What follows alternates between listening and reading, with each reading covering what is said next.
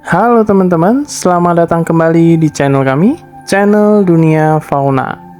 Kebanyakan dari teman-teman sudah pasti tahu tentang hewan yang satu ini. Hewan ini merupakan salah satu karnivora terbesar dan terkuat di habitatnya. Oke, hewan apakah ini? Mari kita bahas lebih lanjut. Hewan ini adalah beruang kutub atau dikenal dengan nama ilmiah Ursus martimus. Beruang kutub sering juga disebut dengan beruang es, dan mereka merupakan famili atau keluarga dari Ursidae yang memakan daging.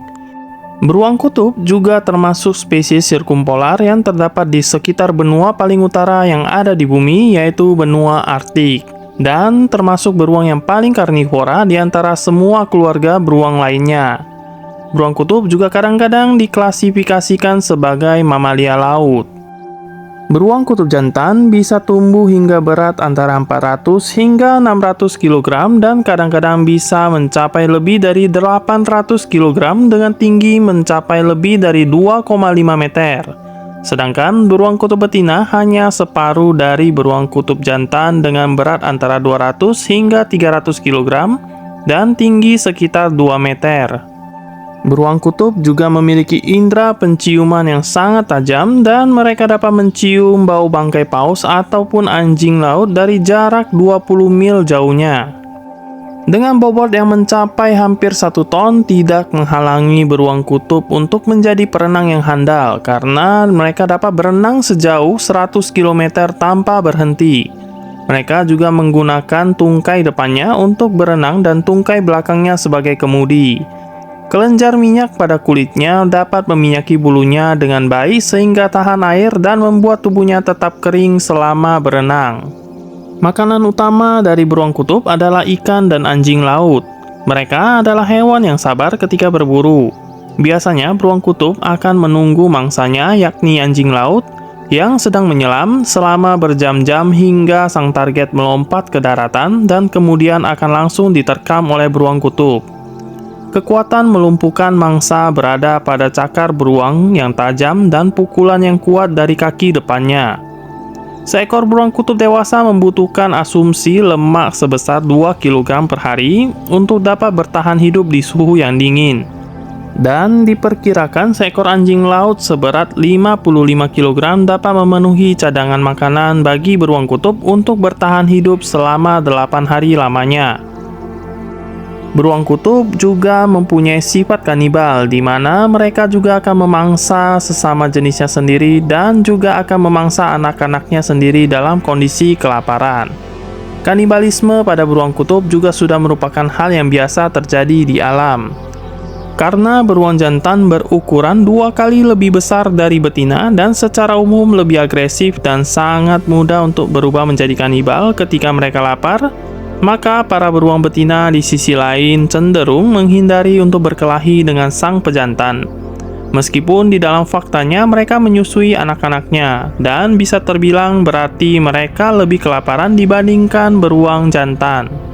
Sebagai predator puncak yang kuat, beruang kutub dapat menimbulkan resiko besar bagi kehidupan manusia. Di seluruh wilayah jelajahan beruang kutub, serangan terhadap manusia dan propertinya terus meningkat dan terjadi selama beberapa tahun terakhir.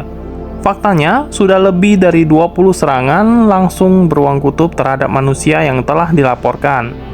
Selain cakarnya yang besar, beruang kutub juga memiliki gigi taring yang sangat tajam berukuran 5 cm dengan total 42 gigi. Dalam hal reproduksi, biasanya musim perkawinan untuk beruang kutub terjadi pada musim panas di kutub utara, yaitu antara bulan Maret sampai Juni. Kemudian, bayi-bayi beruang kutub akan lahir pada bulan Desember hingga Januari. Biasanya, mereka akan melahirkan 2-3 bayi. Selama masa kehamilan, induk beruang akan menggali sarang di antara tumpukan salju dan bahkan tidur sepanjang musim dingin di dalam sarang hingga bayi-bayi beruang lahir. Meskipun begitu, induk beruang sama sekali tidak merasa dehidrasi ataupun kekurangan makanan untuk menyusui bayi-bayi beruang yang telah lahir. Bayi-bayi beruang kutub tersebut akan tinggal dalam sarangnya selama kurang lebih 28 bulan lamanya. Beruang kutub yang baru lahir hanya sebesar tikus dan tidak memiliki bulu, buta, dan lemah sama sekali. Seekor beruang kutub betina terbukti merupakan induk mamalia yang paling besar pengabdiannya dalam hal menjaga anak-anak mereka. Beruang kutub adalah mamalia laut karena mereka menghabiskan waktu berbulan-bulan selama 1 tahun di laut. Mereka juga adalah satu-satunya mamalia laut yang hidup dengan kekuatan kaki dan telapak yang besar memungkinkan mereka berjalan dan berlari sejauh bermil-mil. Secara umum, beruang kutub hidup secara individual. Akan tetapi, beruang kutub betina akan hidup secara berkelompok untuk saling melindungi ketika mereka sedang mengandung bayinya dan pada saat akan mencari makanan. Beruang betina biasanya akan hidup di sepanjang pantai kutub utara, sementara beruang jantan tinggal di atas bongkahan-bongkahan es dan terapung-apung di laut sekitar 180 mil jauhnya dari pantai. Menurut pernyataan dari Lembaga Survei Geologi Amerika Serikat, 2/3 populasi beruang kutub akan punah pada pertengahan abad 21. Dalam beberapa dekade, kutub utara atau Arktik akan kehilangan lapisan es yang sangat besar. Para ahli bahkan memperkirakan bahwa 40% dari habitat beruang kutub akan musnah pada tahun 2050.